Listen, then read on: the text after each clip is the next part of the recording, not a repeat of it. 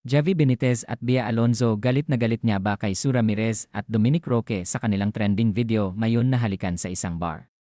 Talagang nagiging hottest topic ngayon ang naging halikan ni Dominic at Sue sa isang bar kung saan namataan ang dalawa na pumasok at sa unang pag-uusap nga nila ay nakilala agad sila ng mga tao doon kung kaya't kinuhanan nga sila ng video na nag-uusap at nag-inuman, maya't maya pa nga ay ikinabigla ng marami nang biglang nag-kiss ang dalawa.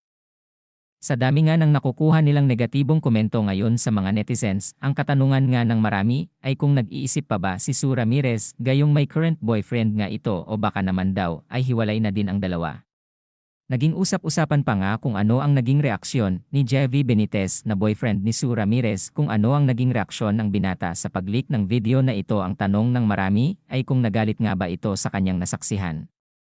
Hindi naman nagbigay ng pahayag si Javi Benitez at palagay ng marami ay baka hinihintay din ng binata ang magiging pahayag ni Sue Ramirez patungkol dito kung ay deny pa nito ang halikang naganap sa kanila ni Sue Ramirez.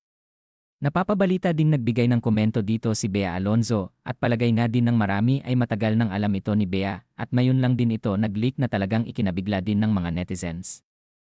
Saad pa nga ng marami ay baka nga cheater itong si Dominic Roque, kaya naging mahirap kay Bea Alonzo na ipagpatuloy ang kanilang nakatakdang kasalansana dahil marami nga siyang natuklasang mga itinatago ng aktor sa kanya. Bukod pa nga sa napapabalitang marami umanong utang si Dominic Roque na naging biggest turn-off para kay Bea kung kaya't yun ang nagtulak sa kanya na tuluyan ng hiwalayan ang aktor dahil hindi na din niya ito maintindihan at parang hindi pa nga niya ito tuluyang kilala.